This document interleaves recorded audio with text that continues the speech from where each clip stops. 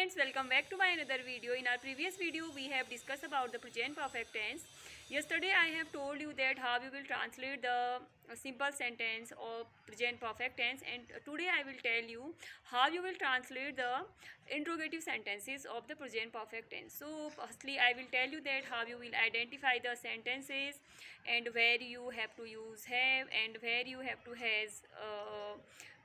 to use has. So same thing yesterday also I have told you once. मैं आपको बताऊंगी क्या होता है जो प्रेजेंट परफेक्ट टेंस के सेंटेंसेस होते हैं उनमें क्या होता है, जो इसके हिंदी के वाक्य होते हैं उनमें क्या आता है। सबसे पहले जब हिंदी के वाक्यों में सबसे पहले क्या आएगा, तो हम ट्रांसलेशन करते समय क्या करते हैं, जो ही शी इट यानी कि सिंगुलर के साथ हम हमेशा हैज़ का यूज़ करते हैं, ठीक है। और आई वी यू दे क्या होते हैं, हमारे प्लूरल होते हैं। प्लूरल के साथ हम हमेशा हैव का यूज़ करेंगे। और वर्ब की कौन सी फॉर्म यूज़ होगी, मैंने आपको बताया वर्ब की हमें थर्ड फॉर्म यूज़ करनी होती है, ठीक है। तो मैं आपको कुछ एग्जाम्पल दूंगी। एग्जाम्पल देने से पहले मैं आपको इसका रूल बताऊंगी कि आप कैसे इन सेंटेंसेस को ट्रांसलेट करोगे। आपको करना क्या है, जब इनके जो प्रेजेंट परफेक्ट टेंस के जो इंट्रोगेटिव सेंटेंसेस होते हैं, जब इनमें क्या सबसे पहले आता है हिंदी के सेंटेंसेस में, तो ही शी इट यानी कि सिंगुलर के साथ आप हमेशा हैज़ का यूज़ करेंगे। And I we you they plural के साथ आप हमेशा हैव का यूज़ करेंगे, ठीक है।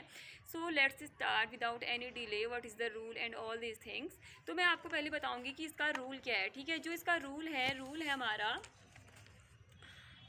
सब has plus subject plus verb third form plus object. Once again I am repeating the rule, have plus subject plus verb third form plus object. अब मैं आपको कुछ इसके एग्जाम्पल दूंगी कि एग्जाम्पल देके आपको इजीली समझ आ जाएगा। जैसे कि मैं आपको एग्जाम्पल देना चाहूँगी, जैसे क्या वह आ चुका है, क्या है हमारा सिंगुलर सेंटेंस है, ठीक है। क्या वह आ चुका है, क्या है हमारा सिंगुलर सेंटेंस है। तो मैंने आपको बताया था सिंगुलर के साथ हम हमेशा किसका यूज़ करेंगे, सिंगुलर के साथ हमें हमेशा हैज़ का यूज़ करना है, ठीक है। तो क्या वह आ चुका है, तो हमें इसकी पहचान लग गई है कि ये प्रेजेंट परफेक्ट टेंस का सेंटेंस है, क्योंकि इसके लास्ट में क्या आ रहा है, चुका है आ रहा है, ठीक है। तो इसका ट्रांसलेशन क्या हो जाएगा, हैज़ ही केम, ठीक है। मैंने आपको बोला था जो इंट्रोगेटिव सेंटेंस होंगे, जब जो सिंगुलर सेंटेंस होंगे उनके स्टार्टिंग में हमें जब क्या आता है तो हैज़ का यूज़ करते हैं। उसके बाद क्या आता है, हमारा सब्जेक्ट आता है, ठीक है। तो इसमें सब्जेक्ट क्या है, ही है। फिर वर्ब की हमारी कौन सी फॉर्म आ जाती है, थर्ड फॉर्म आ जाती है। तो ट्रांसलेशन क्या हो जाएगा इसका, हैज़ ही केम, ठीक है। आई होप कि आपको क्लियर हो गया होगा ये। एंड जैसे मैं आपको नेक्स्ट एग्जांपल दूंगी, क्या वे तुम्हें पढ़ा चुकी है, क्या वे तुम्हें पढ़ा चुके हैं, ठीक है। तो वे क्या है हमारा, क्या वे तुम्हें पढ़ा चुके हैं, वे क्या है हमारा, आई वी यू दे क्या होते हैं, प्लूरल होते हैं। तो इसका ट्रांसलेशन क्या हो जाएगा, हैव दे टॉट यू, ठीक है। टीज की थर्ड फॉर्म क्या होती है, टॉट होती है। तो इसका ट्रांसलेशन क्या हो जाएगा, टॉट। तो क्या वे तुम्हें पढ़ा चुकी हैं, इसका जो क्या वो तुम्हें पढ़ा चुकी हैं, इसका ट्रांसलेशन हो जाएगा have they taught you. Understood. मैं अब आपको नेक्स्ट एग्जांपल दूंगी, क्या तुम खाना पका चुके हो, ठीक है। तो इसका ट्रांसलेशन हो जाएगा हैव यू कुक्ड, ठीक है। क्या वे तुम्हें बता चुके हैं, ये कौन सा सेंटेंस है हमारा, ये भी प्लूरल सेंटेंस है, ठीक है। तो इसका ट्रांसलेशन क्या हो जाएगा, क्या वे तुम्हें बता चुके हैं। तो यू के साथ हमेशा मैंने बोला था आई वी यू दे के साथ हमेशा हमें हैव का यूज़ करना होता है, ठीक है। तो इसका ट्रांसलेशन हो जाएगा have they taught you. Understood. I hope कि आपको पता चल गया होगा कहाँ पे हैज़ का यूज़ करना है, कहाँ पे हैव का यूज़ करना है, ठीक है। और इंट्रोगेटिव सेंटेंसेस को ट्रांसलेट कैसे करना है आपको ये भी पता चल गया होगा। आप सबसे पहले किसका यूज़ करोगे, जो हैज़ और हैव को जब सेंटेंसेस जो हमारे सेंटेंस हैं प्रेजेंट परफेक्ट टेंस के, तो इनमें जब सबसे पहले क्या आएगा, तो आप सबसे पहले हैज़ और हैव का यूज़ करोगे, ठीक है। तो मैं आपको एक दो एग्जांपल और बताऊंगी। जैसे नेक्स्ट एग्जांपल है, क्या अजय कंप्यूटर खरीद चुका है। अजय क्या है, सिंगुलर है, ठीक है। अजय एक है, तो इसके साथ क्या आ जाएगा, सबसे पहले हम किसका यूज़ करेंगे, has Ajay bought a computer, ठीक है।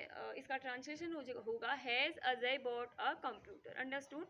जैसे मैं आपको एक और एग्जांपल दूंगी, क्या तुम उसे डांट चुके हो, ठीक है। तो क्या हो जाएगा, हैव यू स्कॉल्ड देम, ठीक है।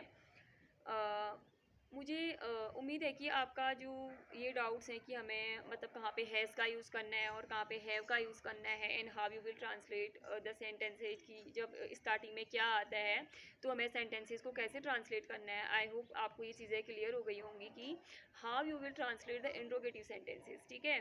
What is the rule of what is the rule, ठीक है, कि जो इंट्रोगेटिव सेंटेंसेस होते हैं उनको ट्रांसलेट करने के लिए जो आपका रूल है वो क्या है, ये सारी चीज़ें आपको समझ आ गई होंगी आई होप।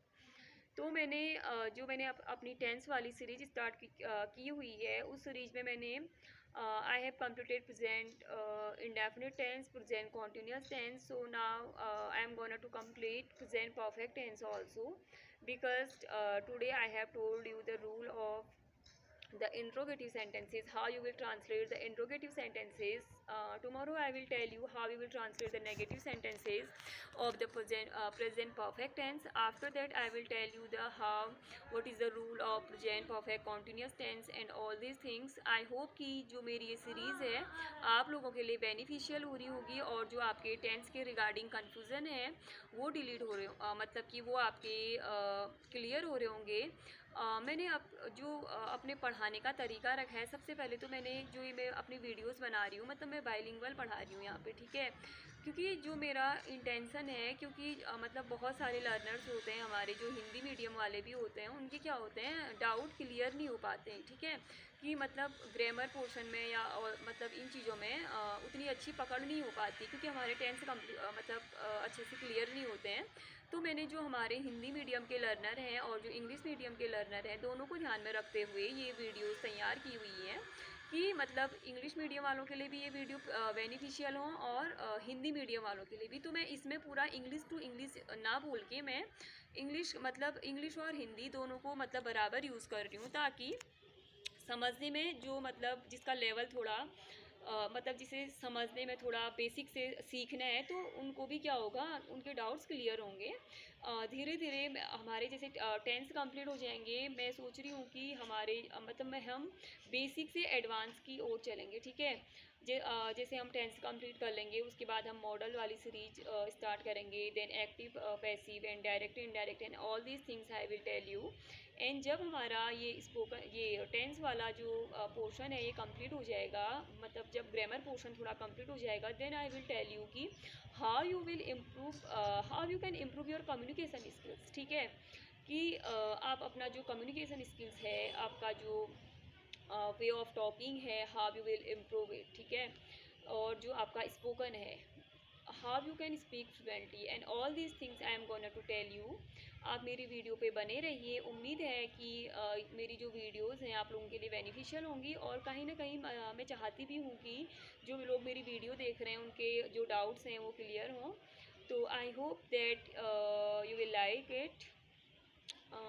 सो जब तक मेरी नेक्स्ट वीडियो नहीं आ जाती है, तब तक आप मेरी वीडियो पे बने रहिए। Keep growing, keep learning, bye bye.